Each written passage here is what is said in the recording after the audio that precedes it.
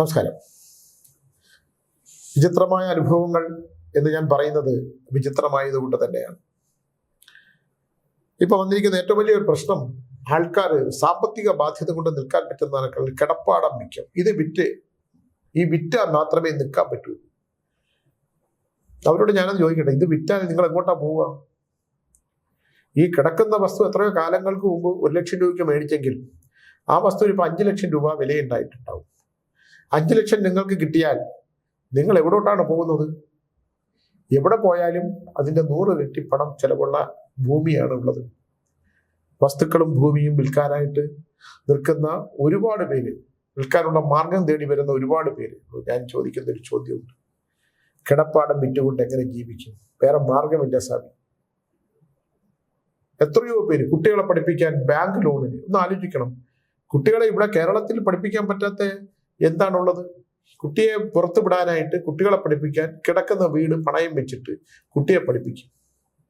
കുട്ടി ഈ പഠനം പൂർത്തിയാക്കി തിരിച്ചു വരൂ, അതുപോലെ ലഹരി പദാർത്ഥങ്ങൾക്കൊക്കെ അടിമയായിട്ട് മറ്റൊന്നാവുന്നു. വളരെ പ്രധാനകരമായിട്ടുള്ള, വളരെ ദുഃഖപൂർണമായിട്ടുള്ള ഒരുപാട് വിഷയങ്ങൾ നമ്മുടെ മുമ്പിലുണ്ടാകും. ഞാൻ ഓരോ ദിവസം കേൾക്കുന്നതാണ്. ഒരു കുട്ടിയെ നമ്മൾ വളർത്തിയെടുത്ത്, അവന് വിദ്യാഭ്യാസം കൊടുത്ത്, അവന് നല്ല ചിന്തകൾ കൊടുത്ത്, അവന് ഉത്തമനായ ഒരു കുട്ടിയായിട്ട് മാറ്റിയെടുത്ത്, അവന് ഈശ്വരാധീനവും ദൈവാധീനവും ഒക്കെ നോക്കി നമ്മുടെ പറയുന്ന ഒരു പെൺകുട്ടിയെ വിവാഹം കഴിച്ച് ഉത്തമമായ ദാമ്പത്യം വഹിക്കുന്ന എത്ര പേരുണ്ട്? നല്ല പ്രായത്തിൽ. ഇപ്പൊ നമ്മൾ ഈ കഴിഞ്ഞ 2 ദിവസം കേട്ട വാർത്തകൾ എന്താണ്? ലഹരി പദാർത്ഥങ്ങൾക്ക് അടിമയായി പോകുന്നു കുട്ടികൾ. ഇല്ല, ഇന്നലെ എനിക്ക് വളരെ വിചിത്രമായി തോന്നിയ ഒരു കാര്യമുണ്ട്. നമ്മുടെ വിഷ്ണുപുരം ചന്ദ്രശേഖരൻ എന്ന് പറയുന്ന, എനിക്ക് അദ്ദേഹത്തിനെ ഞാൻ നേരിട്ട് പരിചയപ്പെട്ടിട്ടില്ല, പക്ഷെ ഞാൻ അഡ്വക്കേറ്റ് വി എൻ ഗോപാലകൃഷ്ണൻ നായരുടെ ഓഫീസ് വെച്ച് പലപ്പോഴും കണ്ടിട്ടുണ്ട്. ആദർശശാലിയായിട്ടുള്ള, തന്റെ പ്രസ്ഥാനത്തിന് അടിയുറച്ച് നിൽക്കുന്ന ഒരുപാട് അനുയായികളുള്ള ഒരു നല്ല നേതാവാണ്. പണ്ട് BJPയിലോ RSSലോ കൊണ്ട് പ്രവർത്തിച്ചിരുന്ന ഒരാളാണെന്ന് എൻ്റെ ഓർമ്മ. അദ്ദേഹത്തിന്റെ മകനെ മയക്കുമരുന്ന് ആയിട്ടുള്ള ആ ഒരു സാഹചര്യത്തിൽ പിടികൂടിയപ്പോൾ തൻ്റെ മകൻ ചെയ്യുന്ന തെറ്റാണെന്ന്, ഇത് സമൂഹത്തിൽ ദൂരവ്യാപകമായിട്ടുള്ള ഒരു ദുരാവസ്ഥ ഉണ്ടാക്കുമെന്നും, നാളത്തെ തലമുറയ്ക്ക് അത് ദോഷമാണെന്നും, തലമുറകൾ നശിക്കുകയാണെന്നും തിരിച്ചറിഞ്ഞുകൊണ്ട് പോലീസുകാരുടെ ആ സംയോജിതമായിട്ടുള്ള ഇടപാടിനെ അഭിനന്ദിച്ചിരിക്കുന്ന ഒരു അച്ഛനെ നമ്മൾ കണ്ടു. ഇപ്പുറത്ത് ഒരു 3 മാസം, ഞാൻ അവരെ കുറ്റപ്പെടുത്തില്ല, ഒരു MLAയുടെ മകൻ, ആ കുട്ടി ആ ലഹരി ഉപയോഗിച്ചിട്ടുണ്ടോ എന്നൊന്നും എനിക്കറിയില്ല. ആ ലഹരിയുടെ ഗ്രൂപ്പിൽ ആ കുട്ടി ഉണ്ടായിരുന്നു, കൂട്ടുകാരുടെ കൂട്ടത്തിൽ പുള്ളി ഉണ്ടായിരുന്നു.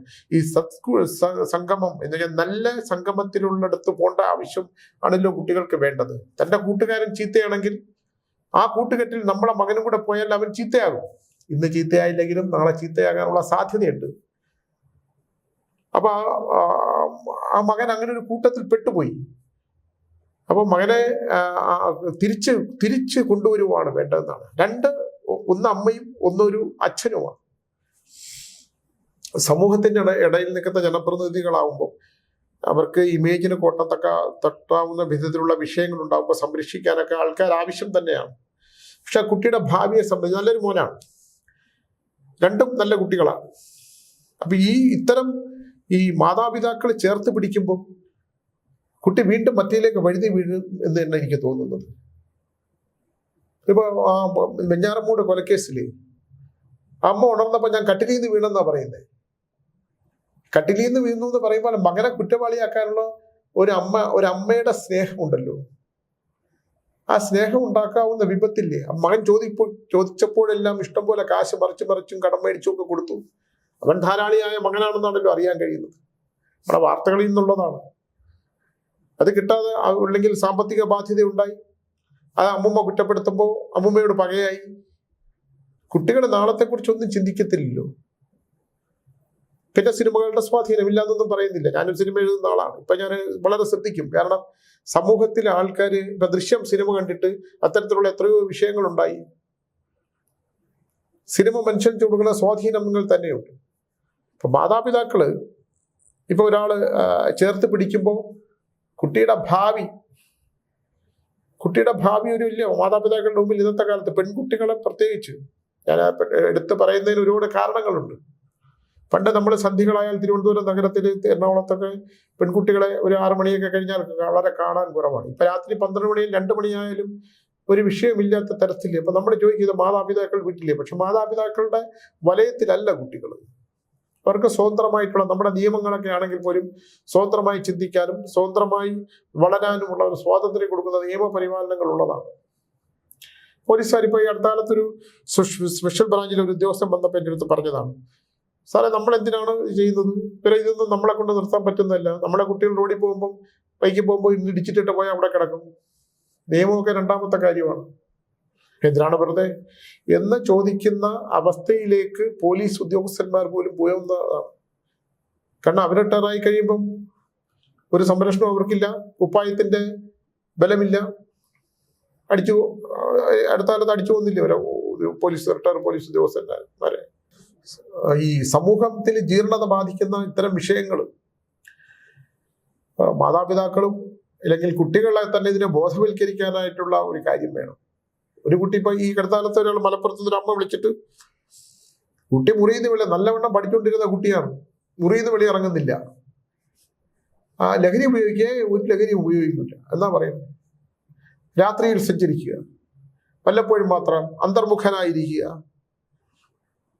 സന്താനങ്ങൾ എന്തിനാ മക്കളെ സന്താനങ്ങൾ എന്ന് ചോദിക്കുന്ന ഒരുപാട് പേരുടെ മുമ്പിലാണ് ഒരുപാട് എൻ്റെ മുമ്പിൽ ഇരിക്കുമ്പോൾ ഞാനിങ്ങനെ ഓർക്കുകയാണ്, എന്തിനാ സ്വാമി മക്കള്. അതേസമയം മക്കളില്ലാത്തവർ മക്കളുണ്ടാകുന്ന ഉരുളി കമത്തിയും അമ്പലങ്ങളിൽ പോയും പിന്നെ ഈ ആധുനിക ശാസ്ത്രത്തിന്റെ ബീജങ്ങൾ എടുത്ത് കുട്ടികൾ ഉണ്ടാക്കുകയൊക്കെ ചെയ്യുമ്പം ഉണ്ടാകുന്ന ഈശ്വരൻ കൊടുത്ത കുട്ടികൾ കാണിക്കുന്ന ഭീകരമായ അവസ്ഥ, അച്ഛനെ തല്ലുന്നത്, അമ്മയെ തല്ലുന്നത്, അച്ഛനെ കൊല്ലാൻ ഗുണ്ടകളെയും കൊണ്ട് വരുന്നത്, അച്ഛന് വേണ്ടി ബലിച്ചോറ് വെച്ച്. ഈ അടുത്ത കാലത്ത് ഒരാള് പറഞ്ഞത്, ഈ അച്ഛനെ പ്രശ്നമായ അച്ഛൻ ഇട്ടിട്ട് പോയ അച്ഛനാണ്, അല്ലെങ്കിൽ അത് ദാമ്പത്യം രണ്ടായി പോകാൻ വിധിയുള്ള അച്ഛനാണ്.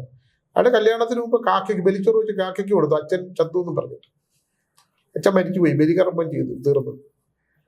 അത്തരം ഒരു അവസ്ഥയിലേക്ക് ജീർണ ബാധിച്ചിരിക്കുന്ന സമൂഹത്തിൽ കുട്ടികൾ അച്ഛനമ്മമാരെയും പഠിപ്പിക്കുന്ന അധ്യാപകരെയും, നമ്മളൊക്കെ പഠിച്ചിരിക്കുന്ന കാലത്ത് അധ്യാപകരോടുള്ള ബഹുമാനവും സ്നേഹവും എത്ര കാലം കഴിഞ്ഞാലും നമ്മൾ അവരെ കാണുമ്പോൾ, അവരുടെ വാർദ്ധക്യത്തെ കാലത്തെ കാണുമ്പോൾ നമുക്കൊന്നൊരു ബഹുമാനവും ഉണ്ടായിരുന്നു.